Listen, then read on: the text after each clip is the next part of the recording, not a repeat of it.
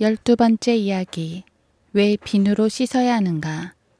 비누는 기독교적 신앙의 산물의 하나라고 볼 수 있습니다. 이교도들은 비누를 사용하지 않습니다. 어떤 장소에서는 하루의 일과가 비누 한 장 제공으로 시작되는 곳도 있습니다. 여러분들은 만일 비누가 없으면 어떻게 살아갈 수 있다고 생각하십니까?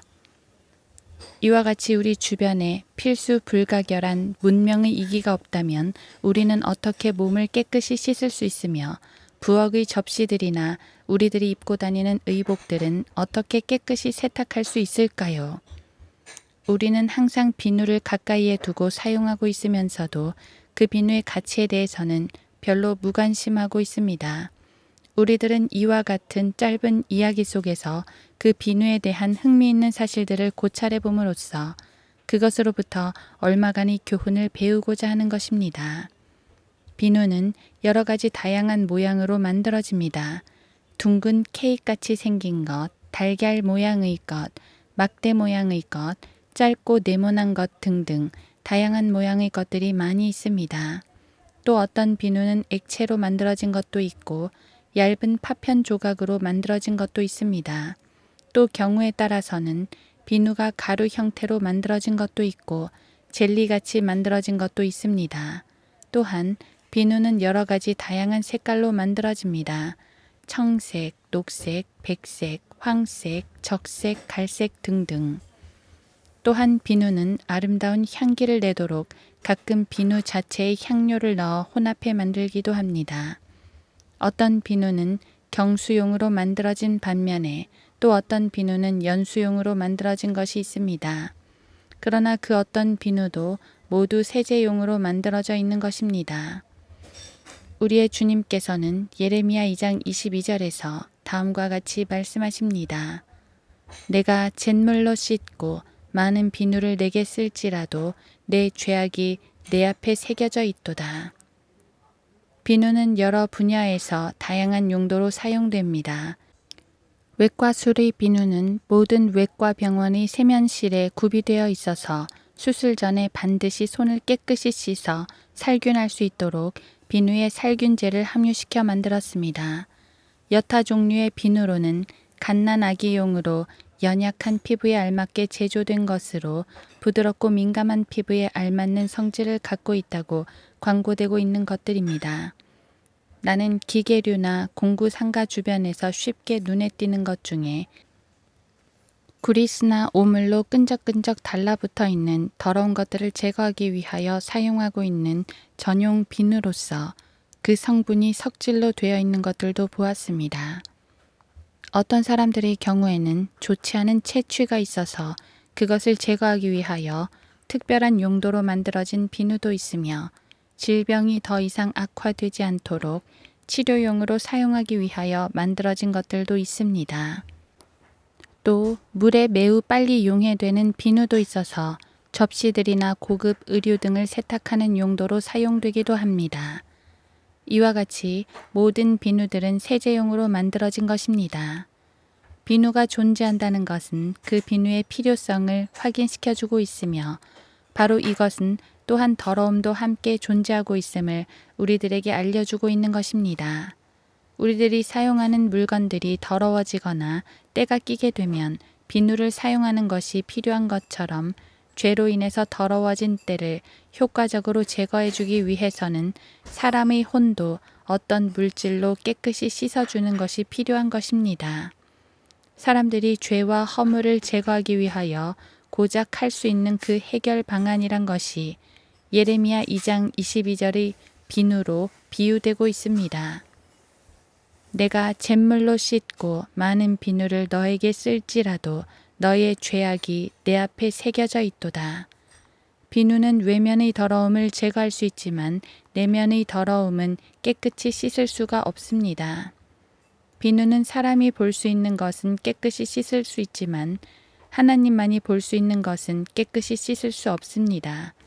비누는 사람의 손에 닿을 수 있는 더러움은 제거할 수 있지만 오직 하나님만이 닦을 수 있는 죄의 문제는 제거할 수 없는 것입니다. 우리들의 주님께서는 여러분들이 인간으로서 할 수 있는 최선의 노력과 열정을 다하여 죄의 문제를 해결한다 하더라도 죄는 여전히 남아있고 그 더러움도 여전히 제거되지 않는다는 것을 상기 성경 구절에서 우리들에게 말씀해 주고 있는 것입니다. 시장에서는 반투명의 비누들도 볼 수 있는데 그것들은 깨끗하고 아름다운 모양을 하고 있습니다. 그러나 대부분의 비누들은 투명하지 않습니다. 어떤 종류의 비누들은 물에 뜨도록 만들어진 것이 있으며 반면에 어떤 비누는 물속에 가라앉는 것도 있어서 목욕탕 깊숙한 곳에 가라앉은 비누를 찾는다는 것은 대단히 어려운 것입니다. 일부 비누는 매우 비싼 것도 있지만 대부분의 비누들은 염가의 것들이 많습니다. 그것들이 값이 싸고 비싸고 간에 그것들 중 어느 것도 인생의 죄를 씻어주거나 사람의 혼을 깨끗하게 해주는 데에는 아무런 도움이 되지 못합니다. 그렇다면 무엇으로 우리의 죄를 씻을 수 있단 말입니까? 오직 예수 그리스도의 보혈밖에는 없는 것입니다. 하나님께서는 불순종으로 비롯된 죄의 흔적들을 씻을 수 있는 두 가지 해결 방안을 갖고 계십니다. 그 한 가지가 요한일서 1장 7절에 제시되어 있습니다. 그 아들 예수 그리스도의 피가 우리를 모든 죄에서 깨끗하게 하시느니라. 또 다른 한 가지는 시편 119편 9절에 제시되어 있는데 청년이 무엇으로 자기 길을 정결케 하리이까 주의 말씀을 따라 조심할 것이니이다. 예수 그리스도의 피는 내면의 더러움을 씻어주지만 예수 그리스도의 말씀은 외면을 정결케 해줍니다. 이것들이 바로 하나님께서 인간들을 정결케 해주시는 세제들인 것입니다. 비누는 사용함에 따라 닳아지고 마모되어 결국 물속에서 사라져버립니다. 그러나 값없이 주어진 주님의 보혈과 말씀은 수세기의 세월이 흘렀지만 아무것도 변한 것이 없습니다. 예수 그리스도의 보혈과 말씀이 처음 주어졌을 때와 마찬가지로 지금도 그 보혈과 말씀에는 대단한 가치와 효능이 있는 것입니다. 흘러가는 세월은 주님의 보혈과 말씀을 변화시키지 못하며 약화시키지도 못합니다. 주님의 보혈은 처음이나 지금이나 여전히 능력이 있으며 주님의 말씀은 지금도 살아 있어서 기적을 행하는 능력이 있습니다. 어린아이들은 비누를 좋아하지 않습니다. 그들은 비누로 씻도록 자주 그들의 부모들로부터 강요당하기 때문입니다. 그들은 그들의 어머니들로부터 너 비누로 씻었니? 라고 자주 질문을 받습니다. 그러면 그 질문에 대한 답변을 외관상으로 확인할 수 없기 때문에 그의 어머니는 그의 얼굴을 쳐다보고 냄새를 맡습니다. 그 아이가 자라서 그의 삶에 연인이 생기게 되면 비누는 그의 일상생활에 더욱더 필요하게 되며 13에서 19세가 되면 깨끗한 것을 좋아하게 되고 그의 겉모습을 자랑하게 되고 더욱더 비누 사용 빈도수가 증가하게 되는 것입니다. 그래서 바로 예수 그리스도의 보혈과 성경은 죄에 대한 하나님의 해결 방안인 것입니다. 우리들은 혼에 대한 더러움, 즉 사람에게서 뿐만 아니라 하나님께 반드시 드러날 수밖에 없는 죄에 대한 더러움을 인식하게 되면 그분께서 친히 준비하신 세제인 그 복된 선물에 대하여 감사하지 않을 수 없는 것입니다. 사람은 어느 가정에서도 이미 잘 알려져 있는 그것은 뜬다 라는 독특한 표어로 잘 알려져 있는 유명 비누 브랜드를 만들었습니다. 여학생의 외모를 가꾸어라는 표어도 또 다른 유명한 비누를 만들어냄으로써 폭넓게 널리 알려졌으며 신문 매체나 공중 매체를 통해서 또 광고 게시판이나 잡지를 통해서 계속하여 이 표어를 광고함으로써 제조업자들은 꾸준히 성공적으로 사업을 수행하게 되어 그들의 생산품이 모든 부류의 소비자들과 국민들로부터 폭넓게 호응을 받아온 것입니다. 바로 이와 같이 우리 주님께서도 그분의 아들 예수 그리스도의 피는 우리들의 모든 죄를 깨끗이 씻어 주십니다. 라는 표어를 펜이나 페인트로 써서 텔레비전 방송이나 특이한 광고판으로 또 라디오 방송으로 거리 설교로 전도지로 폭넓게 알려지게 하셨습니다. 그분은 어떤 나라의 어떤 부류의 사람이더라도 그분의 광고를 보고 듣고 믿음으로써 그와 같은 고귀한 세제를 받아들이기를 원하시는 것입니다.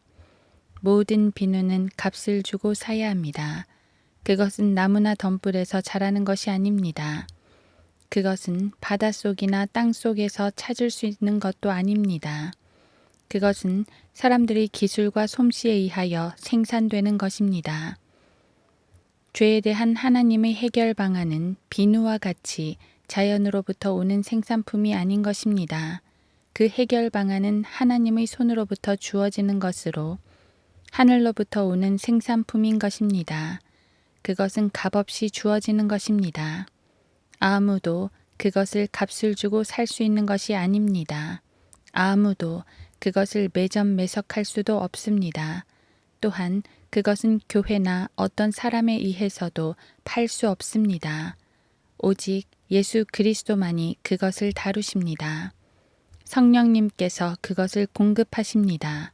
그 어떤 죄인도 어느 곳에서나 그것을 구입할 수 있습니다. 나의 친구이신 여러분, 여러분께서 하나님의 존전 앞에 나와 새 출발할 수 있도록 어린 양의 피로 여러분의 죄를 깨끗이 씻을 수 있다는 것을 확신하십시오. 염소와 송아지의 피로 아니하고 오직 자신의 피로 한 번 성소에 들어가셔서 우리를 위하여 영원한 구속을 이루셨느니라. 히브리서 9장 12절.